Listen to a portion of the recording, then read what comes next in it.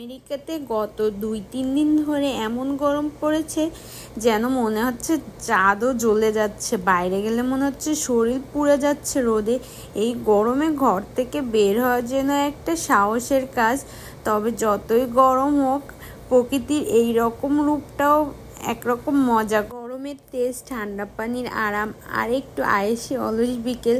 তোমরা বলো তোমাদের ওখানে কেমন গরম পড়েছে। ছেলেকে নিয়ে গিয়েছিলাম একটা পার্কে।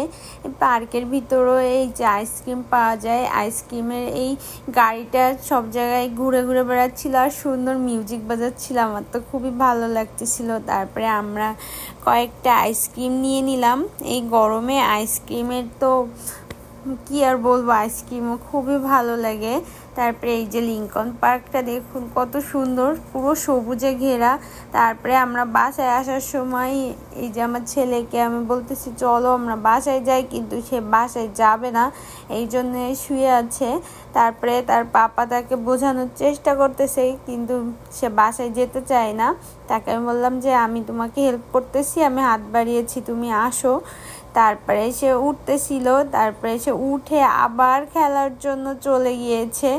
তারপরে তার পিছন পিছন আমরাও যাচ্ছিলাম, যাওয়ার সাথে সাথে সেও দৌড় দিচ্ছে। তারপরে আর কি, এই যে সে একটু এবার এইটাই উঠবে, উঠার পরে তারপরে তার বাবা তাকে জোর করে নিয়ে যাওয়ার চেষ্টা করবে। দেখা যাক সে বাসায় যায় কিনা। এর ভিতর থাকা পিচ্চিগুলো একটু বাইরে গেলে আর বাসায় আসতে চায় না।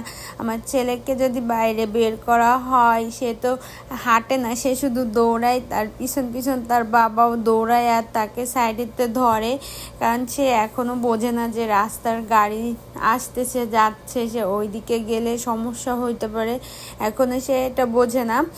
তারপরে তার বাবা তাকে বলতেছে চলো আমরা এখান থেকে নেমে বাসায় যাই, কিন্তু সে যেতে চাচ্ছিল না। তারপরে তার বাবা তাকে জোর করে নিয়ে বাসায় যাচ্ছে। এখন একটু পার্কটাও বন্ধ করে দিবে, আর বেশি সময় এখানে থাকা যাবে না। দেখুন এই জায়গাগুলো ফাঁকা হয়ে গিয়েছে। আমরা যখন আসছিলাম তখন এখানে প্রচুর লোক ছিল।